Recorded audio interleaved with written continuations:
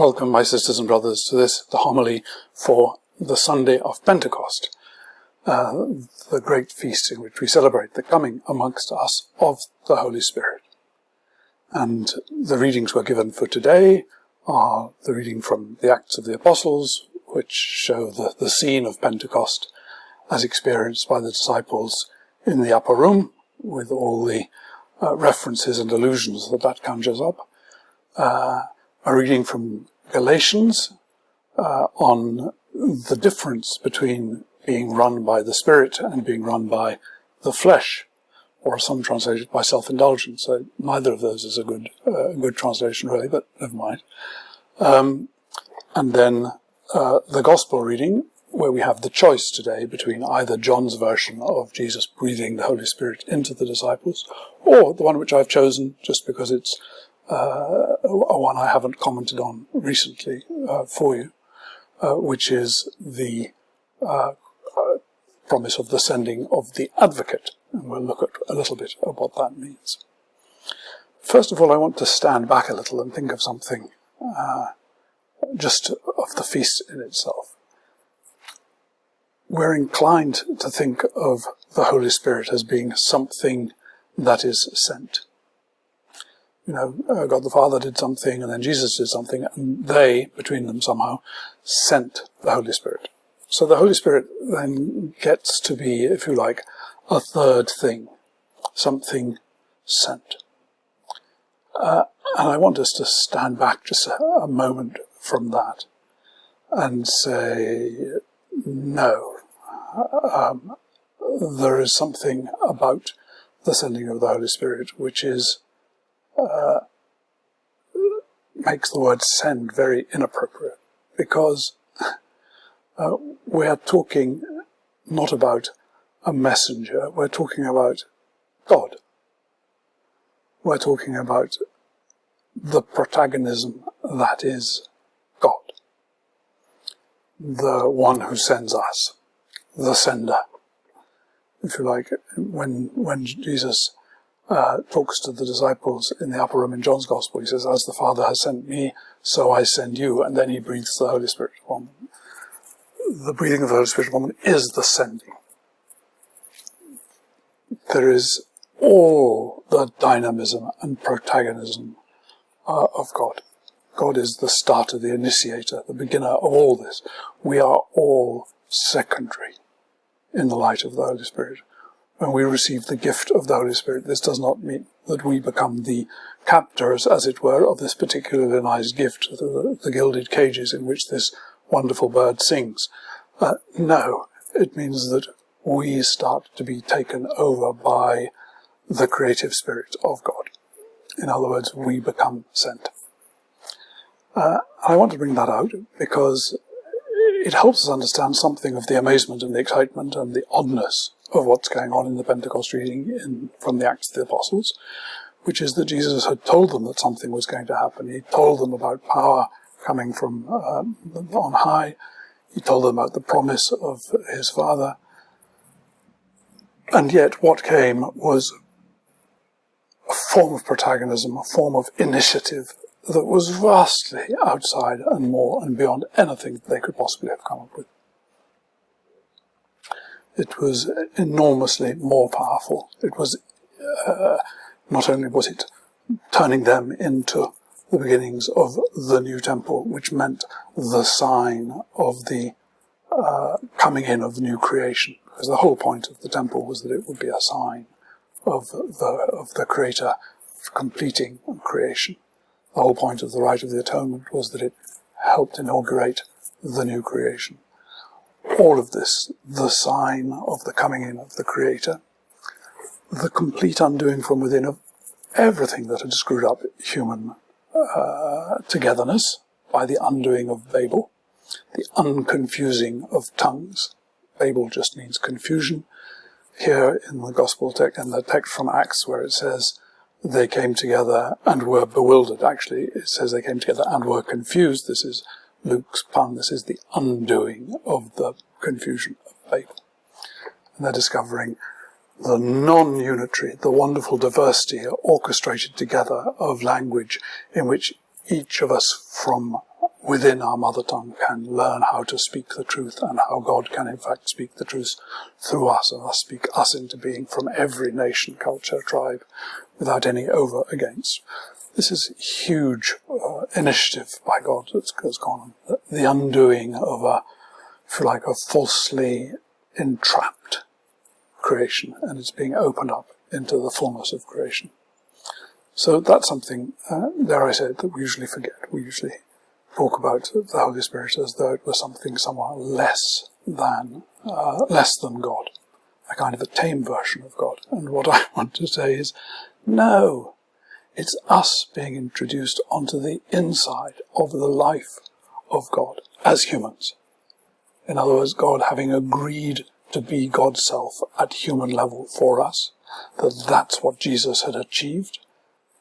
That's why Jesus is so keen that we understand that the only access to the Father is in everything that is in the Father he is bringing to us, and everything that he is bringing to us is now available to us at the Spirit on our level, sideways, horizontally. That God, the dwelling place of God, is with humans. This is now not simply God sitting amongst us prettily, but God actually taking us over, if we'll allow ourselves to be taken over.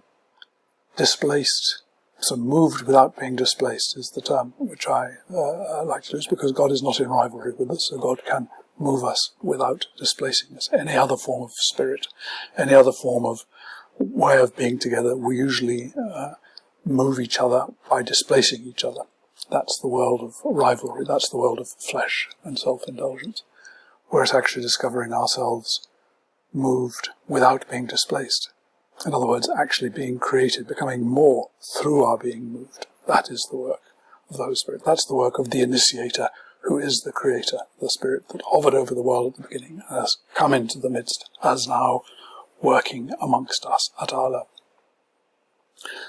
Then there's this word advocate that I want to look at. Parakletos, defense counsel, the one who is alongside us on our behalf. That's what a defense counsel is, the one who stands alongside you on your behalf. And it's interesting that Jesus talks about sending us the advocate. And the advocate is not simply someone who is going to play second fiddle to us in our defense. The advocate is the Spirit of truth who comes from the Father. In other words, there is something here, excuse me, a bit of dog hair in my eye, there is something here about the reality of creation being opened up for us by one standing alongside us. The truth from the Father brought everything into being, who is enabling us sideways to work through and discover what really is, and who is aware that we live in a world in which coming into the truth will look like blasphemy to holders of sacred order of different sorts, which is why in one of the verses, which actually comes immediately after the first verses of our gospel reading, but which the church cuts out so as not to make the gospel reading too long, it says, I told this to you so that you wouldn't be scandalized, because you will soon be thrown out of synagogues, any equivalent religious meetings, because anyone thinks they will be serving God by killing. In other words, because I'm undoing the sacrificial mechanism from within, undoing the mechanism by which people make themselves good through sacrifice, you will find yourselves running the risk of being sacrificed. And you shouldn't be scandalized by this. This is how you will be led into all truth, by learning to bear witness to me, by being living as I did, by understanding that that's how it was from the beginning. This is not just the beginning of the time I, Jesus, spent with you, the disciples. In other words, from the time when I met a couple of you by the Sea of Galilee and took several more of you to the wedding at Cana in Galilee. But what you have noticed by being with me is that you have been in the presence of the one who was at the beginning, meaning the beginning of all things, creation. That is what is being brought into being. And the Spirit is actually going to open out truthfulness. You're going to find yourselves being able to be witnesses to that, being witnesses to what I've been doing, undoing the world of sacrifice from within, even though that will be often painful and you run the risk of being scandalized by it. But this is in fact a friendly thing.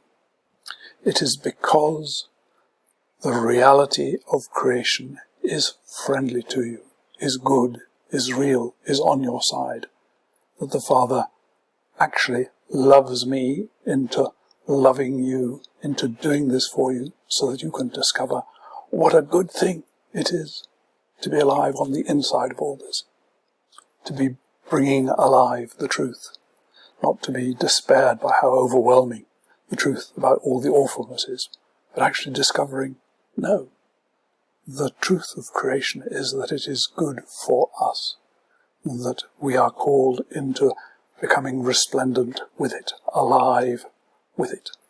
That ones who received him, he gave them power to become children of God, sons and daughters of God. That's what all this is about.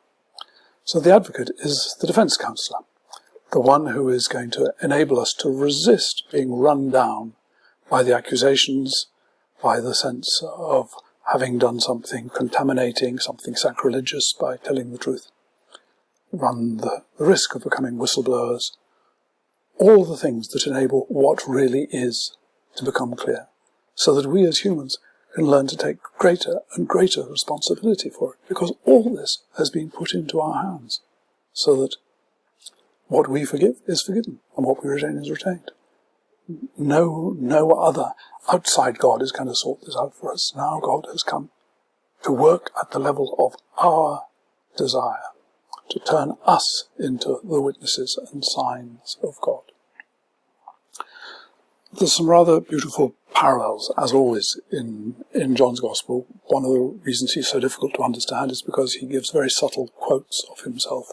So earlier in John 15, he said something which is not in today's Gospel, but which we had a few days ago. I do not call you servants any longer, because the servant does not know what the master is doing.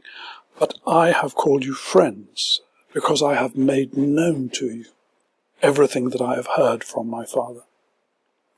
Everything I have made known, ignorisa. Says I've opened up knowledge to you. I've opened up the knowledge of what really is for you. Everything that I have heard from my Father.